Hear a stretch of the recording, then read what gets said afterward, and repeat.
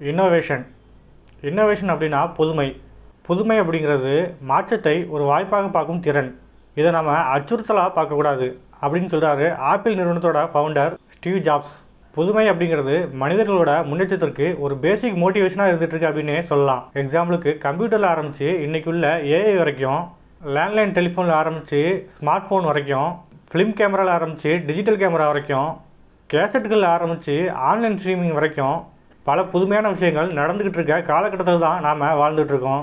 கடந்த 250 வருஷங்களில் பார்த்திங்கன்னா தொழில் புரட்சியில் தொடங்கி நிலையான எரிசக்தி வரைக்கும் பல புதுமையான மாற்றங்கள் நடந்துக்கிட்டு தான் இருக்குது. இப்போ ரீசெண்டாக வந்த மாற்றங்கள் என்னென்னா ஏஐ அப்படின்னு சொல்லக்கூடிய ஆர்டிஃபிஷியல் இன்டெலிஜென்ஸ், இன்டர்நெட்டில் 5G வந்துடுச்சு, அப்புறமா ரோபோட், ட்ரோன்கள், நம்மளோட என்விரான்மெண்ட்டுக்கு தீங்கு விளைவிக்காத தொழில்நுட்பங்கள், இந்த மாதிரி பல புதுமையான விஷயங்கள் வந்துட்டு தான் இருக்குது.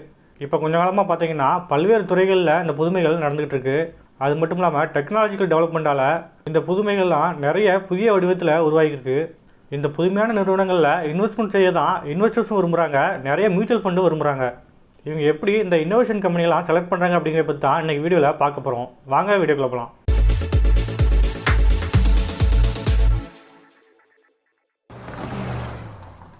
இதில் நம்ம ஃபஸ்ட்டு பார்க்க போகிறது ஃபின்டெக், டிஜிட்டல் பரிவர்த்தனை.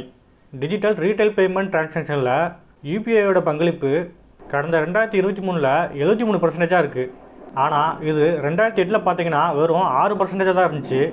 ஏன்னா டிஜிட்டல் மணி டிரான்சாக்ஷன் அப்படிங்கிறது மக்கள்கிட்ட ஒரு ஹேபிட்டாகவே மாறிட்டு எல்லாருமே கூகுள் பே, ஃபோன்பே இதை தான் அதிகமாக இப்போ யூஸ் பண்ணிகிட்டு இருக்காங்க. இதனால் ரொக்க பரிவர்த்தனை அப்படிங்கிறது ரொம்ப கம்மியாயிட்டு இப்போ உலக அளவில் பார்த்திங்கன்னா இந்தியா குறைவான ரொக்க பரிவர்த்தனை கொண்ட நாடாக மாறிக்கிட்டு இருக்கு. அடுத்ததாக இ-காமர்ஸ் மார்க்கெட், ஆன்லைன் ஷாப்பிங்.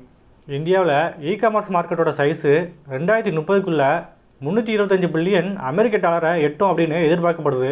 இந்த துறைகளில் அதிகமான முதலீடு செய்யப்படுற நாடுகளில் சீனா மற்றும் அமெரிக்காவுக்கு அப்புறம் இந்தியா 3வது இடத்துல இருக்குது. 2020-21 பார்த்தீங்கன்னா இந்தியாவில் 15 கோடி பேர் ஆன்லைன் மூலமாக டிரான்சாக்ஷன் பண்ணுறவங்களா இருந்தாங்க. ஆனால் இந்த எண்ணிக்கையானது 2025-26 35 கோடியாக அதிகரிக்கும் அப்படின்னு எதிர்பார்க்கப்படுது. அடுத்ததாக எலக்ட்ரிக் கார்ஸ். கடந்த 2023 பார்த்தீங்கன்னா உலக அளவில் அதிகமாக விற்பனை செய்யப்பட்ட காரு 18% எலக்ட்ரிக் கார் தான். இது 2022 14%ஆகவும் 2018 வெறும் 2% மட்டும்தான் இருந்துச்சு. உலக அளவில் பார்க்கும்போது இதுக்கான டிஜிட்டல் அட்வர்டைஸ்மெண்ட் காஸ்ட் 2022 549.51 பில்லியன் அமெரிக்க டாலராக இருந்துச்சு. இது தொடர்ந்து அதிகரிச்சுக்கிட்டே இருக்குது. அடுத்ததாக ஆன்லைன் கேப் சர்வீஸ். இந்த ஓலா, ஊபர் இந்த மாதிரியான கேப் சர்வீசஸ் இந்தியாவில் ஆன்லைன் கேப் சர்வீஸ் 2019-20 ஃபினான்ஷியல் இயரில் 30.72 பில்லியன் ரூபாயாக இருந்துச்சு. இது ஆண்டு கூட்டு வளர்ச்சியில், அதாவது CAGR, compounded annually growth rate 12.93% அதிகரித்து 2024-25 ஃபினான்ஷியல் இயரில் 55.15 பில்லியன் ரூபாயாக அதிகரிக்கும் அப்படின்னு எதிர்பார்க்கப்படுது. அடுத்ததாக ஆன்லைன் ட்ரக் மார்க்கெட். வேர்ல்டு வைடில் ஆன்லைன் மருந்து சந்தையின் அளவு அப்ராக்சிமேட்டாக 2022 18.5 பில்லியன் அமெரிக்க டாலராக இருந்துச்சு. இது 2030 38.2 பில்லியன் அமெரிக்க டாலரை எட்டும் அப்படின்னு எதிர்பார்க்கப்படுது. இதுக்கெல்லாம் காரணம் கன்சியூமர் நீட்ஸ் எல்லாமே புதுமையை தேடி தான் போயிட்டுருக்கு. கவர்மெண்ட்டும் இந்த இன்னோவேஷனை ஊக்குவிக்கிறாங்க. அந்த வகையில் பார்க்கும்போது இந்த இன்னோவேஷன் கான்செப்ட் அப்படிங்கிறது ரொம்ப பிரபலமாகிட்டு வருது. அடுத்ததாக இதோட இன்வெஸ்ட்மெண்ட் ஸ்ட்ராட்டஜியை பார்க்கலாம். எந்த ஒரு பிஸ்னஸ்க்குமே புதுமை அப்படிங்கிறது அதோட வளர்ச்சியை மோட்டிவேட் பண்ணுறதா இருக்கும். ஸோ அதனால் பிஸ்னஸ் அப்படிங்கிறது நீண்ட காலத்துக்கு செயல்படும் போது அதால் நிறைய புதுமைகளை உருவாக்க முடியும். அது மட்டும் இல்லாமல் பிஸ்னஸ் அப்படிங்கிறது போட்டித்தன்மையோடு இருக்கணும். மாறி வர சூழலுக்கு ஏற்ற மாதிரி செலவுகளை குறைக்கணும். அவங்களோட ப்ரொடக்டிவிட்டியை இன்க்ரீஸ் பண்ணுறது மட்டும் இல்லாமல் ப்ராஃபிட் மார்ஜினையும் இன்க்ரீஸ் பண்ணணும்.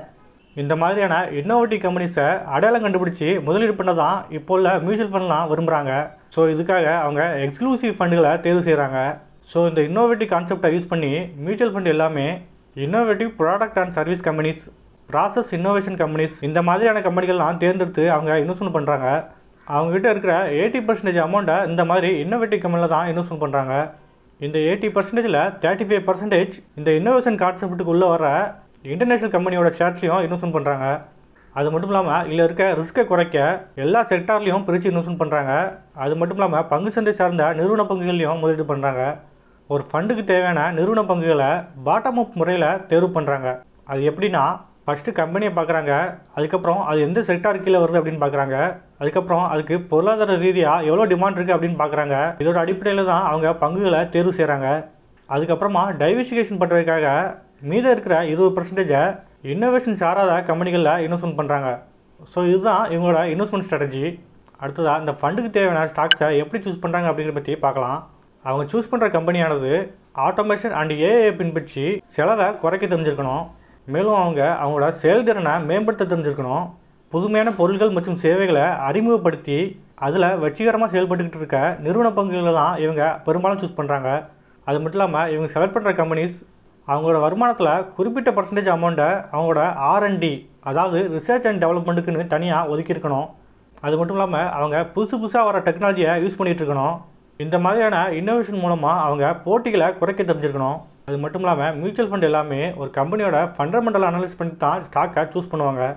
நல்ல management, long term growth, competitive advantages, பங்கு மூலதனம் மூலமாக நல்ல வருமானம் வரணும், கேஷ் ஃப்ளோ அதிகமாக இருக்கணும், இதெல்லாம் வச்சு தான் அவங்க நிறுவன பங்குகளை சூஸ் பண்ணுவாங்க.